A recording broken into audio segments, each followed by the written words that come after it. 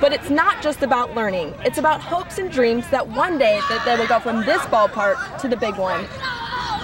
SMU is not worried about tonight's rematch. The only factor that might be a problem is the possible 30-degree temperatures at game time. Snow started early this morning and is expected to continue throughout the day. All this is from a storm that was expected to pass south but didn't. Remains were found yesterday in the area taped off behind me. Crews responded to the scene after an odor was reported around 8 a.m. Welcome into the FSN studios and thanks for joining us on Rangers Live. I'm Jessica Grose and we're here wrapping up another Rangers loss to the Yankees. And this one was tough to take. We go back to Ameriquest Field now where our Rick Brenner is in the Rangers clubhouse. Moments ago he caught up with Michael Young, who looked like he might be the hero after his game-tying single in the 8th off Scott Proctor. You've got to love Michael Young's attitude. He'll have to wait until Friday, though, for another game.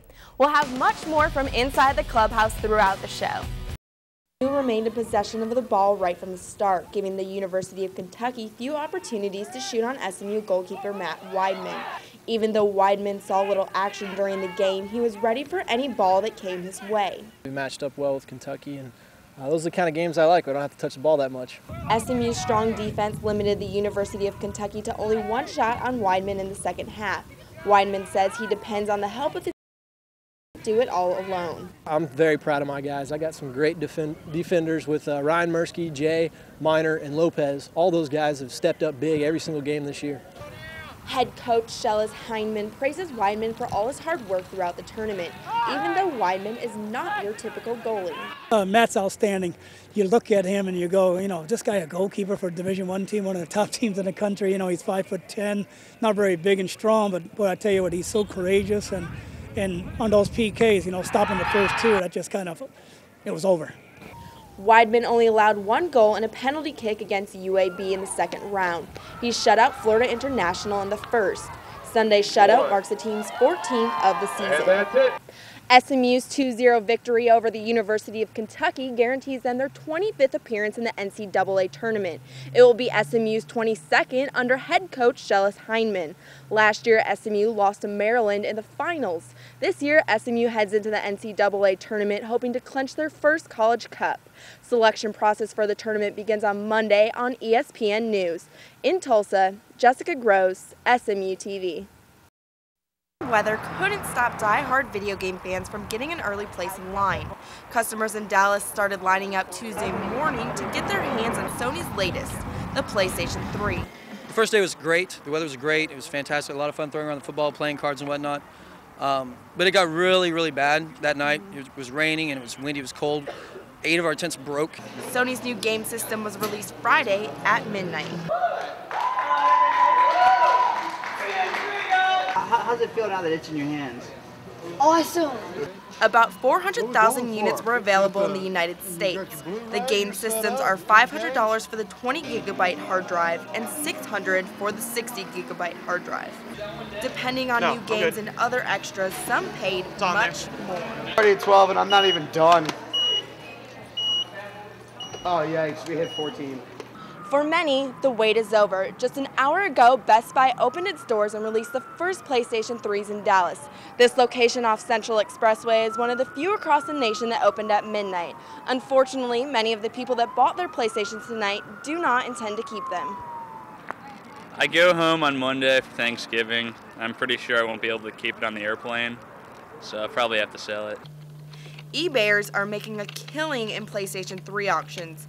On average, resellers are making $2,000 and up for their consoles. Sony aims to make 1 million systems by the end of the year. Best Buy is not sure when they will get more. And nobody really can tell you flat out that, oh yeah, they'll have this before Christmas. Sony welcomes the PlayStation 3 frenzy after the recall of nearly 10 million computer batteries, PlayStation 3 delays, and a flat-screen TV price war.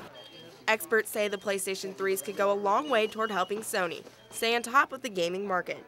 Jessica Grose, SMU TV News. Handbags, the accessory you can't go anywhere without. Doesn't matter what you're wearing, like you feel, I don't know, like you can wear jeans and a t-shirt or something, and if you have a great bag, then you're like, you feel dressed. Designer handbags are the latest symbol of status, but they aren't cheap.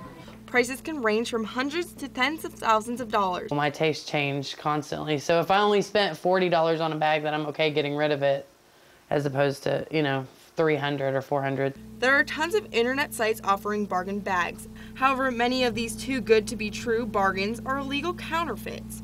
Intellectual property rights attorney Case Schwartz says counterfeit handbags violate trademarks and copyrights. When anybody's walking around, you go, oh my goodness, that's the look and feel, and that has value, and that's what I want to pay for. And that's what people are trying to protect. The International Anti-Counterfeiting Coalition estimates counterfeit merchandise is a $6 billion a year problem. Last year, U.S. Customs and Border Protection seized more than $20 million worth of counterfeit handbags. So how do counterfeiters get away with selling them out in the open? People that do this are on the go constantly, and they're so voluminous that by the time a designer shuts down one person, someone's on the street right down the corner. A private investigator who asked not to be named due to the nature of his work has been a part of warehouse raids involving counterfeit handbags. He knows how to spot a fake. Just look at this knockoff Louis Vuitton compared with the real one. The pliability of this material versus this one, the shiny surface on this one versus this one. I mean, it does have a slight shine, okay, but not a full shine like this. I mean, that's just a real quick indicator that it's fake. Sometimes spotting a fake can be harder than you think. This, with the lining, you know, the way that it's constructed, the stitching and everything, I mean, I would tend just on first glance not to give any suspicion to the fact that it wasn't real.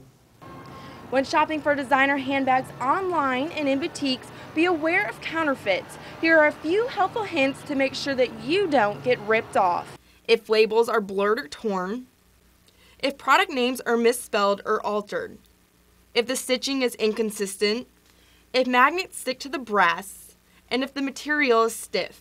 If you want the real deal, be prepared to pay the price. The only way to ensure 100% authenticity is by purchasing your bag from an authorized retailer.